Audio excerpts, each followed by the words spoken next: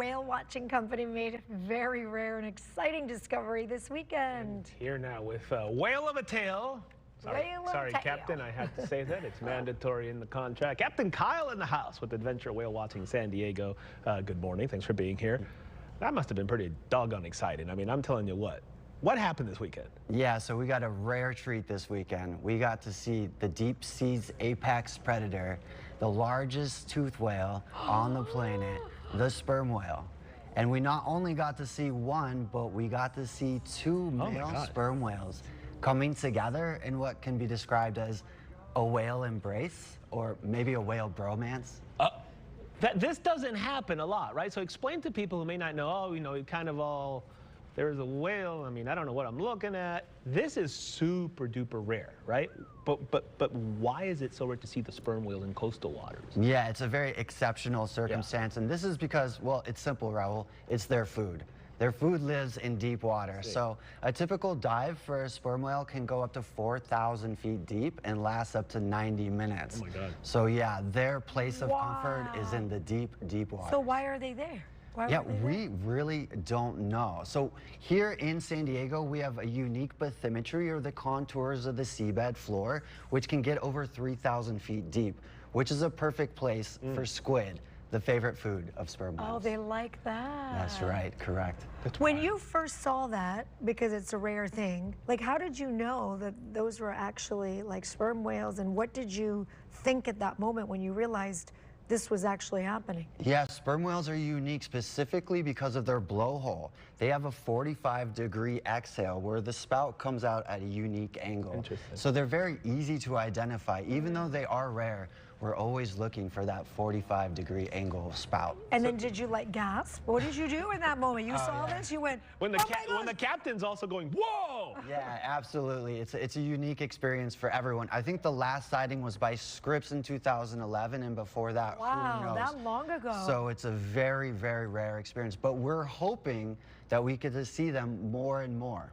You mentioned Scripps, obviously. I'm assuming you share this video with researchers so they can kind of figure out what they're doing there in terms of maybe they're looking for food. Is it a bromance? Are they playing? What's going on? Do you share this with the researchers, and what do they kind of say? Yeah, us in the Whale Watch community, we try to work, you know, very closely with the Scripps Institute of Oceanography. Yeah. But there's a cool thing that was developed called Instagram. So our videos are immediately available to all the researchers. Tell me more of this thing, Captain. So we don't have to work too hard, but if the Scripps Institute of Oceanography reach out to us, we of course provide whatever videos they ask for. Wow. If there are two things about sperm whales that people didn't know about, because I want to Google it and like learn, I want to tell my kids. Guess what I learned today? Sperm whales. I learned they have a 45-degree blowhole. There's more. There's more. It gets more and more interesting. I'm going to keep it short because I can talk about sperm whales for a long time. You know a lot about these. I'm very passionate about whales, especially toothed whales. Okay. Okay, so sperm whales have the largest brain in the animal kingdom. Wow. Possibly the largest brain to ever exist on planet Earth. So this not physically, you mean physically? Okay. Yeah, bigger than the blue whale, which is much bigger than the sperm whale. Okay. So this allows them to do high levels of cognitive functioning, develop complex social networks, and allows them to use a thing called echolocation like a bat. Now their clicking sounds that they make reach 236 decibels, which is the loudest sound of any animal on the planet. Wow. It can literally burst the human eardrum. Get out of here. Do you think they know who we are? I think they have to know who we are. Yeah, our presence is obviously very well known in the ocean, and plus they're super intelligent. Yeah. So humans have actually been clicked by their echolocation. So sperm whales know probably a lot about humans. Did you hear did they click at all when they were doing that? Oh, unfortunately, we didn't have a hydrophone available to us, which is a microphone that goes. Why didn't you have a hydrophone? I know, it's like the one time we didn't have it on the boat, but next time we will be prepared. Do they have teeth? Do they bite? They have teeth, yeah, but they don't bite humans. There's never been like a documented attack unless you talk to Herman Melville and the story Moby Dick. Oh, all right. If people want to go out on one of these tours, what do they need to do? How do you sign up? Do you do the tour? Because you're fun. Yeah, absolutely. We'd love to have both of you down there. Are you on a microphone over there?